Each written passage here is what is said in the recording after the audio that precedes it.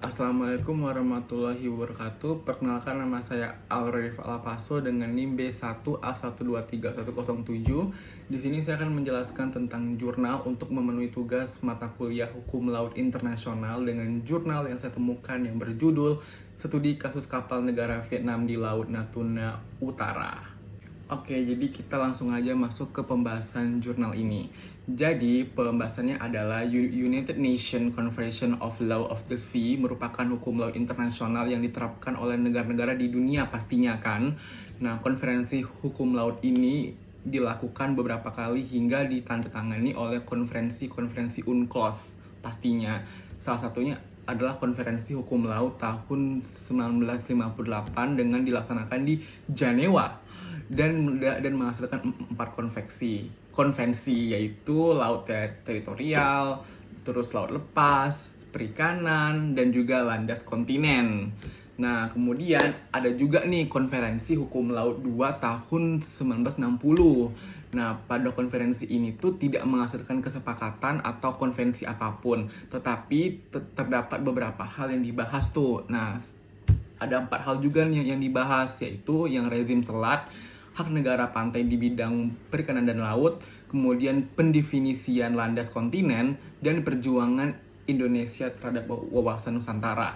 Kemudian yang C, ada juga nih konferensi hukum laut 3 tahun 1982, berarti 22 tahun setelah konferensi yang kedua. Nah, konferensi laut ini tuh dilaksanakan di Montego Bay dan menghasilkan 320 pasal dan 9 lampiran. Banyak banget sih. Nah, konferensi ini dikenal menghasilkan konvensi hukum laut tahun 1982 pada saat itu. Nah, seperti kita tahu nih, Indonesia itu merupakan suatu negara yang mempunyai sumber daya laut yang melimpah kan, banyak banget. Nah, dan juga Indonesia ini tuh merupakan disebut juga sebagai target negara-negara asing untuk melakukan tindakan-tindakan pengambilan sumber daya nih, salah satunya ya sumber daya laut pastinya secara ilegal. Bahkan banyak juga sih negara-negara tetangga yang melakukannya. Salah satunya ini yang bakal kita bahas, yaitu Vietnam. Berikut saya bacakan nih. Vietnam tidak memiliki kebijakan atau rencana pengelolaan khusus untuk perbatasan sendiri. Vietnam hanya memiliki badan khusus yang disebut Vietnam Border Defense Force, yang merupakan bagian dari tentara rakyat Vietnam dan tidak memiliki kebijakan atau rencana pengelolaan khusus. Fungsi utama badannya itu adalah untuk memperkuat pertahanan dan keamanan. Nah, mereka bertanggung jawab atas perlindungan kedaulatan, integritas, keutuhan wilayah, perbatasan, keamanan, dan ketertiban baik di daratan, pulau-pulau, wilayah maritim, serta gerbang perbatasan. Nah, sehingga Indonesia dan Vietnam juga sudah berusaha untuk membina kerjasama dalam mengatasi illegal fishing. Pasti kalian tahu kan maknanya. Paling tidak hal ini bisa dilihat melalui pertemuan di antara Menteri Kelautan Perikanan Indonesia dan Menteri Kedutaan Besar untuk Indonesia. Nah, kedua negara ini setuju nih bekerja sama dalam sektor perikanan, akan tetapi Indonesia mensyaratkan agar Vietnam berkomitmen mengatasi masalah pencurian ikan di perairan Indonesia. Kemudian untuk memperkokoh kerjasama ini, Menteri Kelautan dan Pertanian dan Menteri Pertanian dan Pembangunan Perdesaan Vietnam sudah meratifikasi bahwa hal tersebut disaksikan Presiden dari kedua negara selaku bagian dari rangkaian kunjungan kenegaraan Presiden Republik Indonesia serta kehadirannya dalam KTT ASEAN di Vietnam pada saat itu.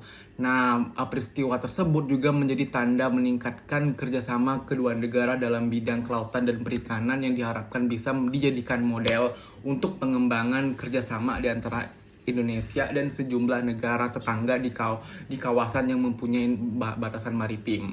Dan kesimpulan yang bisa didapatkan itu adalah UNCLOS tahun 1982 sebagai menjadi instrumen hukum internasional yang paling baik yang dipunyai masyarakat untuk mengatur bidang kelautan dan turut mengatur mengenai permasalahan illegal fishing. Nah, yang terjadi di Indonesia adalah 2 kapal berbendera Vietnam yang mengoperasikan alat tangkap atau trawl, yang dimana alat tangkap itu adalah satu dari beberapa alat tangkap yang dilarang yang disebutkan oleh Undang-Undang Perikanan.